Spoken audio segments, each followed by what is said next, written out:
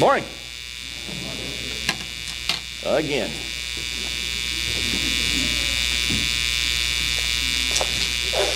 My Vikings are doing well. The only team I'm afraid of beating them is the Philadelphia Eagles.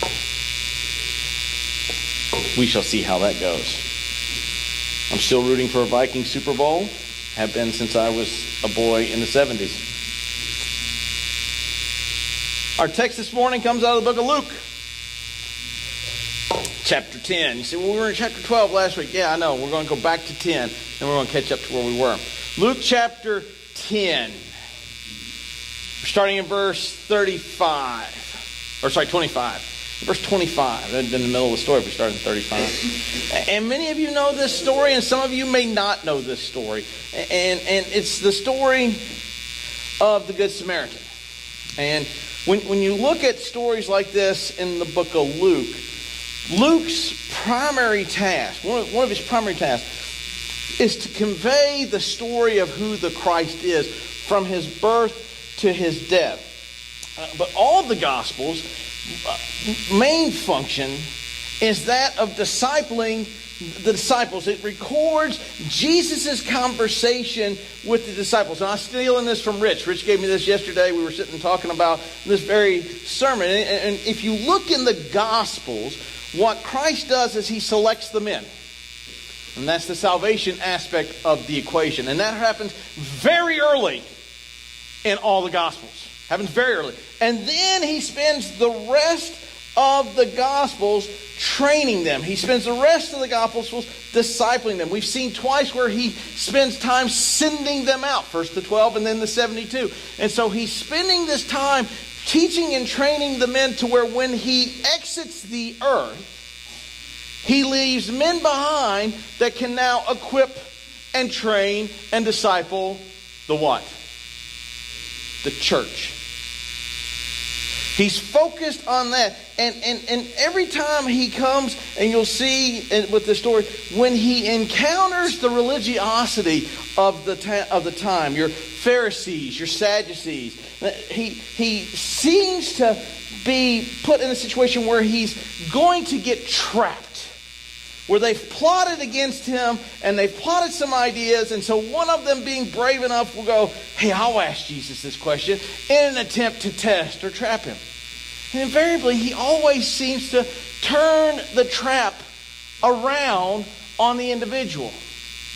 As a matter of fact, he does this so often, and a lot of times he uses terminology that really does upset them and aggravate them. It makes them unhappy that he's calling out their sin, to the fact they begin to plot his death.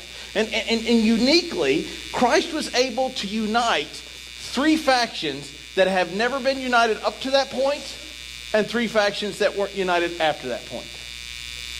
He so offended the Pharisees, the Sadducees, and the Herodians that they all united together for one common enemy, which was to kill the Christ. Because what he says calls them out for their behavior and leaves them with a couple of choices. We see this here. We pick up here in this passage. Notice what it says here.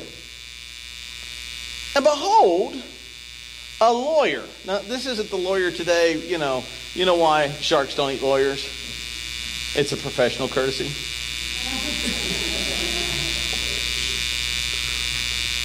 It's not the lawyer that you see on today, or the guy that's got the sign, the lawyer that rocks down on, what road is that? 190? Yeah. It's not like that. When we hear the word lawyer, we're thinking a guy that hears a siren goes. That's not what's... A lawyer in those days were individuals that were familiar with the Old Testament law. He knows the law.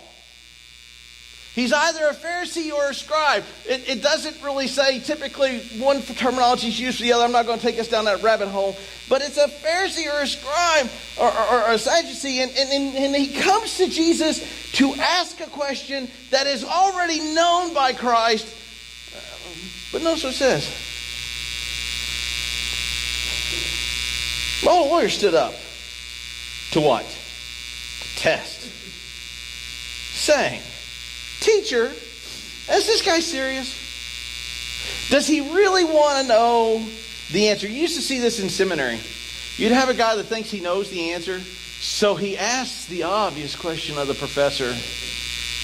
Those of you in the military, if you've ever been in one of those death by PowerPoint presentations at the advanced course or civils, you've always got that one guy that wants to show how smart he is by asking a question. Because, the end of the day, they said, hey, if we don't have anything after this brief, we'll let you guys go at 15:30, which is 3:30. And always this guy at 15:25 goes, shut up. We will beat you down. We always, has that ever happened to me, Robert? Did it ever happen to you? Anybody? Always right when the guy's going to let you go, they ask this question. He doesn't really need help with the question nor the answer, but actually he does. Actually, he doesn't understand what he's about to ask. And he doesn't understand how to interpret it. Teacher, so snide. See, we read it, we kind of sterilize the New Testament when we read it. When you read it the way it's actually written, neither side here is being, it's just being very snide. Teacher, what shall I do to inherit eternal life? Now, this is the same question that the rich young ruler asked. And Jesus, notice what Jesus says here. He says to him, what is written in the law? He asks two questions. And how do you read it? A lot of times we read those as the same question. And they are two radically different questions. The first one is, what does the text say? The second one is what? How do you interpret it?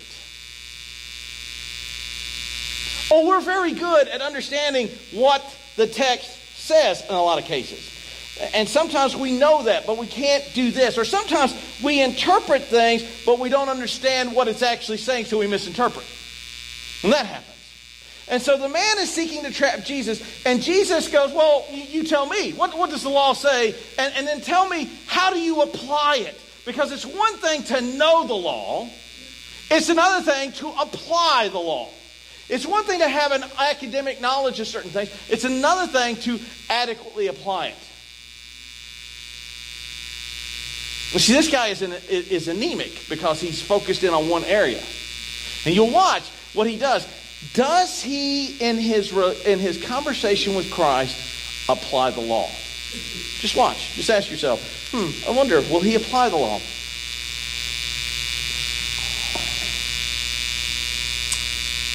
And he answered, you are to love the Lord your God with all your heart, with all your soul, with all your strength, and with all your mind, your neighbor as yourself. He said to them, you have answered correctly. Do this and you will live. Did the man answer both questions? Which question did he answer? What is written? He does not answer, how do you interpret it? How you live it out? How you do it? He has done so intentionally. Why? Because in that culture, these individuals are hoping to find a reason to not. Have you ever noticed that people can come up with all the excuses in the world to not do something? Stephanie and I came up with all the reasons in the world to not lose weight until she said, if you beat me in the first month, I'll let you buy a gun you want. That is all the motivation this cowboy needed. Right now, I'm a little behind. It's okay, folks. I've got a plan. She's not in here, so this is yours and mine secret, okay? Don't tell her. It's yours and mine. Can I trust you? Every morning I make her coffee. Every morning a tablespoon of sugar is going to go in that coffee. Darn Skippy. Darn Skippy. I don't lose. Oh, no. No, not when there's that on the line. I prefer cleverly acquiring. We come up with all kinds of excuses to not. I know that since I got here, I put on 50 pounds. And I know that that's a lot. And it's not healthy. But every time I went to go work out, I was like, I left the Army for this.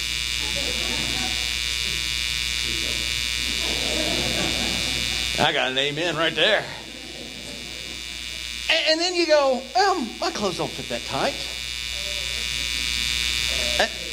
Yeah. And then I go and buy a new set of clothes because the old ones fit tight. And that's okay. That's why they make sweatpants and all those other cool things. And you come up with all kinds of excuses not to, right? Or like when you got to mow the grass and it's hot outside. I'll do it in the morning. And you know full well you're not going to get up and mow in the morning. Right? I don't have boys. I wished I had Payne, or a boy, and that way I could go, you go mow, because that's what my dad did to me. Yeah, take out the trash. That's my job still. I'm training the girls, but it doesn't quite work. See, we all try to find the reasons why to do not. And that's what they're doing. See, in that world, a Jew was responsible to help only good people. That would be the neighbor. Now, this parallels very similarly to the story of Jonah. And Jonah asked the very same question of who is my neighbor? As we were talking about it on Fide Friday, we mentioned that Jonah is an extremely offensive book to the Jewish people because he is calling them out. And he's using their prophet to demonstrate the vile wickedness of how the Jews had become and quit focusing on their real mission, which was the world. And it's an extremely offensive book. The fact you can believe both in inspiration and inerrancy by the fact that the book of Jonah is in the Old Testament text, because it's of such an offense that the Jews, if they weren't fearful of God, would have cut that book out. Because it makes the Jews look really, really, really bad. Christ is going to do this here.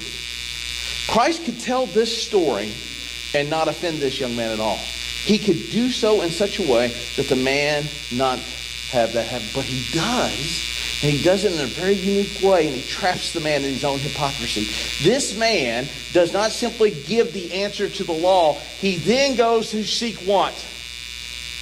But he desired to justify himself.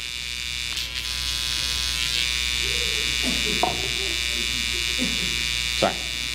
He desired to justify himself. He sought to justify his position of not. We do this. I don't need to lose weight. I look good. Stand in the mirror. You a sexy beast this morning. I don't have these conversations. I'm just assuming that's what you guys say. You look good. You look really good. Yeah. We have all these justifications for why not. And Christ is going to confront him with the why not. Seeking to justify himself. That's where we are. Notice, see, he knows what the law says, but he doesn't understand how to apply the law in his life. Who is my neighbor? Seeking to justify his position, he is wanting to know how far he must go so he can stop. Another military reference. I remember going on long run day where you would hear people going, "Are we at the end?" No. And you see the commander, and it looks like he's turning to go back to the barracks, and everyone goes, "Yes." And then he turns down another road. You go, "I hate this guy." Especially if you got a young one that can run. When you're older like me, running is not a thing I like to do. That's why the Army issues me a Humvee. I drive. And so he's seeking to find out how far can I go and still be good, still be saved, still have all the... And then people will go, "Well, that's a good man. How far do I go?" And notice what Christ does. Christ now takes the rule of the law and he now applies it.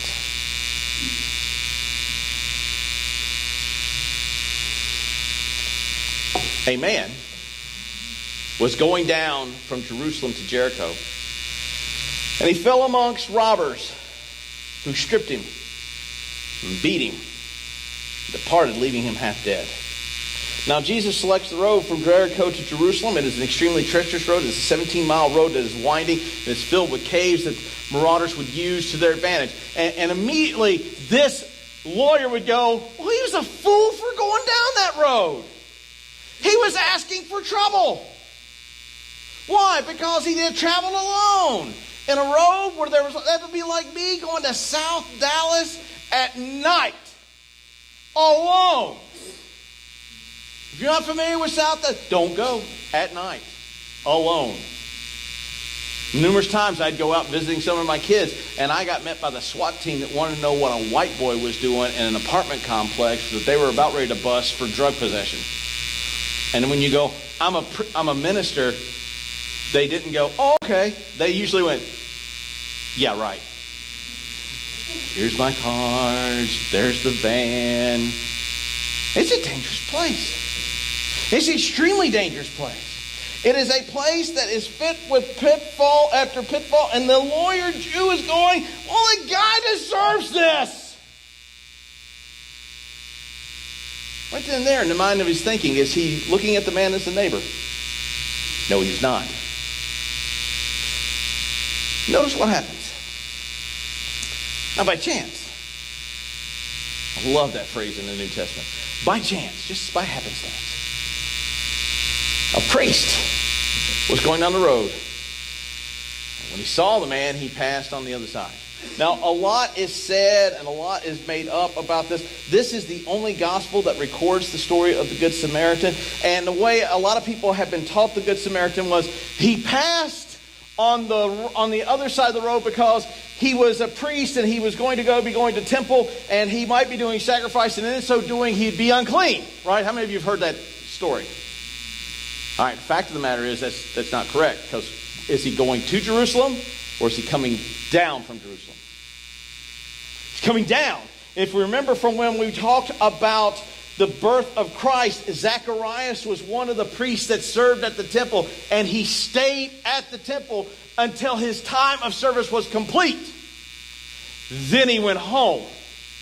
This man is headed to temple or headed home? He's headed home. This makes this story even more offensive, because does he have a legitimate excuse? Not a one. He cannot be made ceremonially unclean where he cannot participate at the temple because he's done with working at the temple. That's what makes this so wrong. Secondly, in the oral tradition that the Jews had, you could help a man who is dying, and if he died while you were aiding him, you were still ceremonially clean. No excuse. He has no reason not to help this man. And seeing the man, as he's walking, here he is, he's walking, he goes, maybe even did this. He saw the need, he was aware of the need, and he refused to meet the need. Walks up on a man that is bloody and beaten, who is probably saying things like, help me. Water. And walks away. When you do something like that, you are complicit with the robbers. You know what's going to happen if you leave that man overnight. Exposure will take its toll, and he will die. And you are as complicit in his death as the men that beat him. Have you ever thought about that? When you see a need, you know of a need, and you refuse to meet the need, you are as complicit in that action as those who put people in the need to begin with. Who is my neighbor? Well, it's a Jew-to-Jew relationship. He should be meeting this man's need. As a priest, he is required to meet this man's need. And yet, he turns a blind eye and he walks away. There are needs around us all the time. There are not people bleeding and dying on the side of the road, but there are needs around us all the time. And when you pull this into the life of the believer, when we see those, and I don't know if Shirley Kirk is here, there she is. She was telling me about an individual that said, hey, can you give me some cash for gas? She said, I won't give you cash, but I'll take you and buy you some gas. She saw the need. She was willing to meet the need. And the individual said, yeah, no thanks. Did he really want those things? No. But she was willing to meet the need. She saw him when he was willing to meet. See, that's the requirement of believers, is when we see an individual in need, a program in need, a situation in need, and we go, oh, we're complicit with its death. We're complicit with its death. It's hard in our culture today because you have so many people holding up signs saying, wounded veteran, need help. And we feel for them because they look really, really bad. And if you sit and watch, some of them go around the corner and get in a really nice vehicle and drive off. And those people make it really hard for us to be benevolent. If you work in benevolence ministries, you have to come to grips with the fact that you will get taken. You have to come to grips with that. That was very hard for me early on in ministry when people would take it. Oh, we're going to go back and get that stuff right now. I got a shotgun in the truck. I'll get every bit of it back. And maybe a little bit more. And it's very hard. But when you work in benevolence, you have to be prepared. Now, the priest could be thinking, well, this could be a trap. A guy is planning to ambush me. He's looking like he's beat up and his friends will come and beat me. It could be. But Christ isn't telling the story from a trap. He's telling this story to expose the hypocrisy of the individual and the hypocrisy of the lawyer and the hypocrisy of the priest.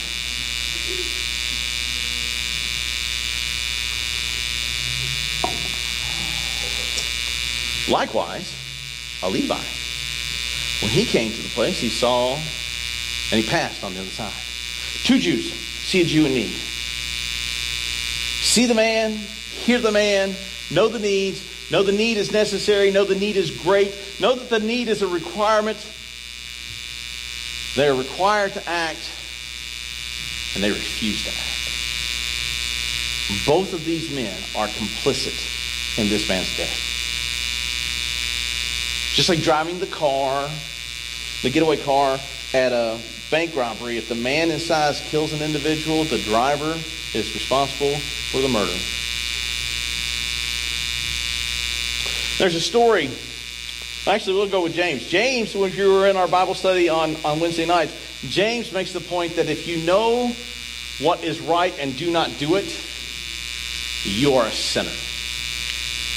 If you are aware of the need, see the need, and refuse to meet the need, you're sinning.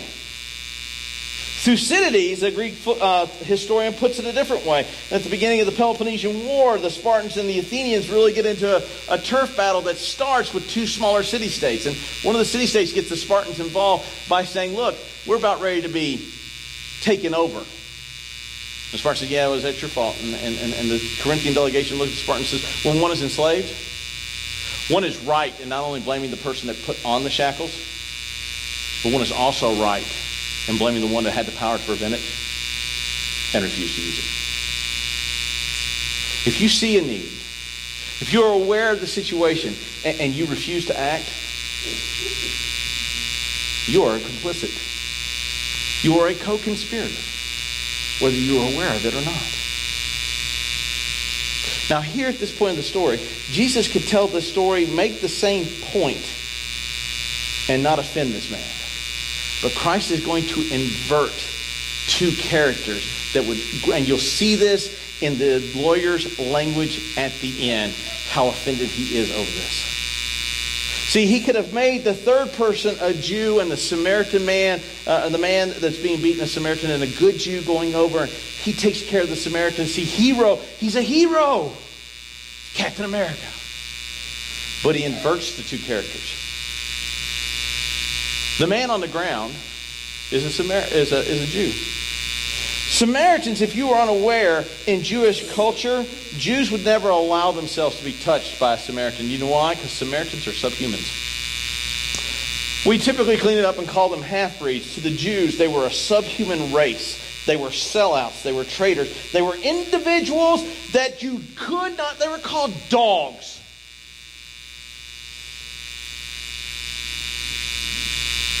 It exposes the racism. It exposes the bias. It exposes the bigotry. See, when we take the story of the Good Samaritan and we look in our lives, it should expose the racism, the bigotry, and the bias we have against others. It's been utilized at times currently to be utilized about the current issue with immigration, and I think you can rightly make the case for that. I think some people take it a bit far.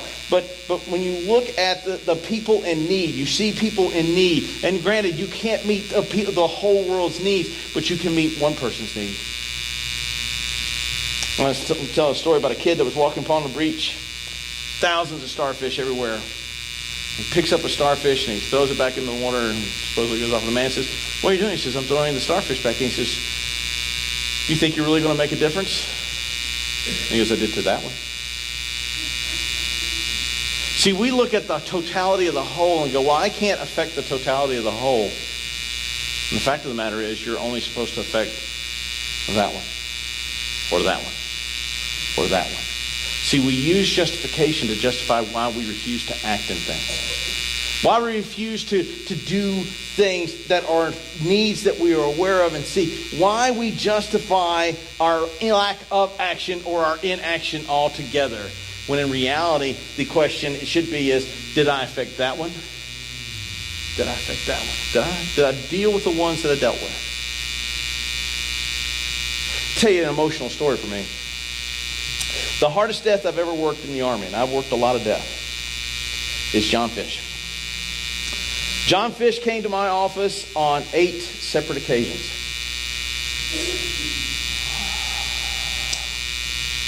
I read his 7-page suicide letter. And John Fish had been raped every day of his life from the age of 5 by his dad. John joined the Army hoping to be killed in Iraq. On our training exercise before we went back, John found some ammo on the ground, went up to look over Donna Ana, which is out in El Paso, put a stream of 240 ammo in his weapon, and blew his head off. 8 times, that man sat in my office. And 8 times, I had to ask myself, in the course of the conversation, did I simply pass to the other side of the road and blow off his conversation? On that week when he was suffering at his height, did I simply pass on the other side of the road? I can tell you right now, folks, that guilt like that will consume you from the inside out. See, we look at the situations and we say, it's not that big a deal. It can't be that big a deal. It may be for that guy.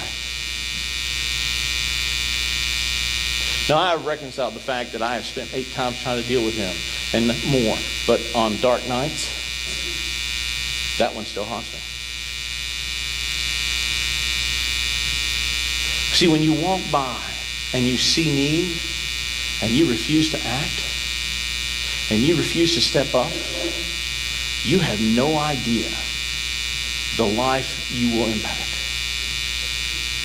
I've dealt with a lot of death. John's death haunts me and will haunt me till the day I die. You don't want to live like that. I can tell you that right now. You don't want to live like that. The Samaritan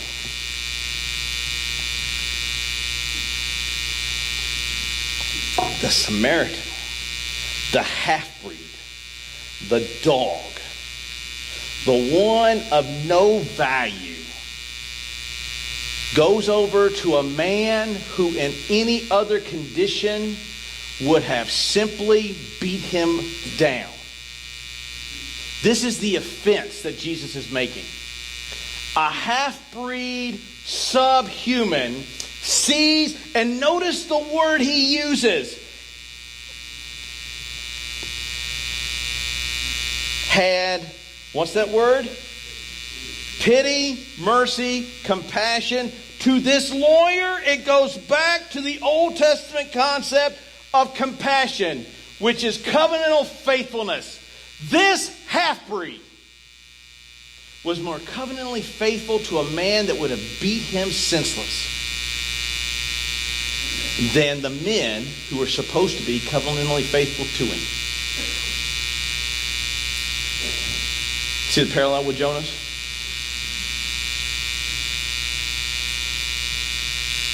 And what does he do? He doesn't simply just give him water.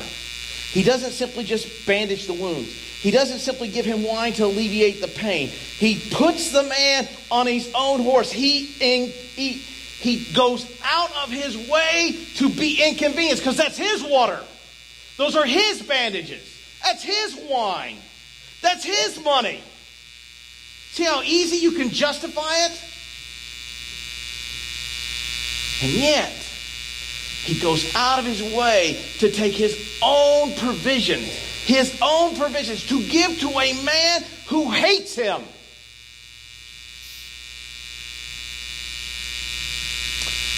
And he doesn't stop there. He doesn't stop there. The next day, he brought him to an inn and took care of him. The next day, he took out 2 denarii. He gave him to the innkeeper and said, take care of him. So he ensures future being taken care of. Now, the innkeeper, probably a Jew, and is probably flabbergasted.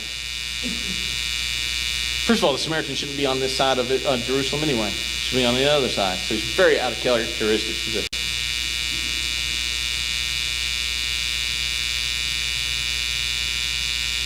Whatever more you spend, I will repay when I come back. Not only does he see the need and meet the need, he actually then begins to meet the future need. See, it's not simply enough, folks, for us to go, well, I met a need. Yippee-ki-yay. I lost 2 pounds. Yay! If I tell you how much you got to lose, you go, well, you got a lot more to go. He met the need, he sees the need, he knows the need, he meets the need, and then what he does is he continues to provide for the need. Beyond what he has required. He has gone beyond what simply the law demanded. By now, the lawyer is incensed. I say, how do you know? Well, we're going to take a look. It's betrayed in the language. Jesus says, which one of these do you think proved to be the neighbor to the man who fell upon a robber? Now, Jesus identified the man as the Samaritan, did he not? This man's bigotry and anger and offense is going to be betrayed in how he answers. Notice what he says.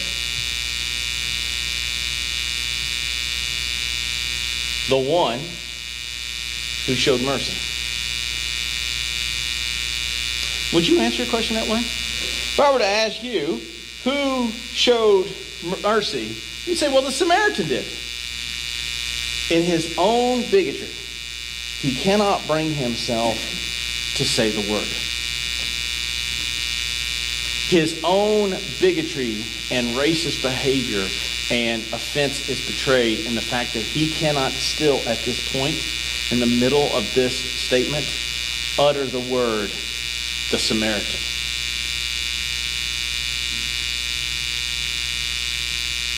Because he's still reeling from the offense that a dog would care for a Jew over 2 Jews.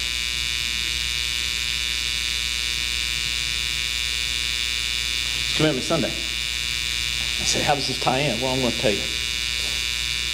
There are needs that we are aware of. We see the needs. We are aware of the needs. We know the needs.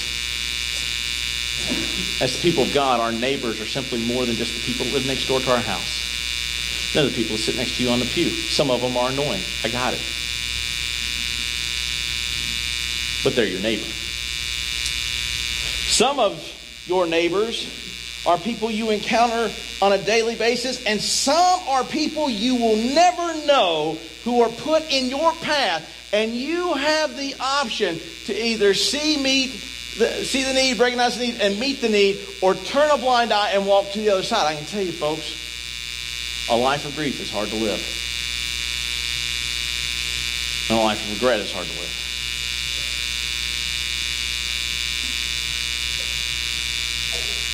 When you see a need and refuse to be a neighbor, you're the Pharisee. You're the Sadducee. You're the Herodian. Today, we've asked you to commit, if you were a non-tither, to become a tither. And as I finish up here, if you need a commitment card, if you'll raise your hand, our gentleman will get you one. If you were a non-tither, to commit to being a tither. If you tithe, that you would push God to commit to tithing a little more, to stretch your faith. If you do that already, that you would begin to tithe to other components of our ministry, like the building fund, like missions, like the sound system. All these things are vital for the church to have. You say, well, I do that, Brother Ashley. That's great. I also ask you then to commit with your time. If you're sitting and doing nothing, I ask you that you will commit, and today as we sit and think about these, that you will commit to serving the Lord in some capacity here at the church, to be able to alleviate the burden that we have and be a neighbor to your brother and sister in Christ, or to the person that comes into the building that knows not Christ. If you're doing that you commit to serving more or working on that. You commit with your talent. You have one. Commit to using one. To commit to honing one. To commit to developing it even better and developing me. I'm going to stop. I'm going to go sit over there and I'm going to fill out my card.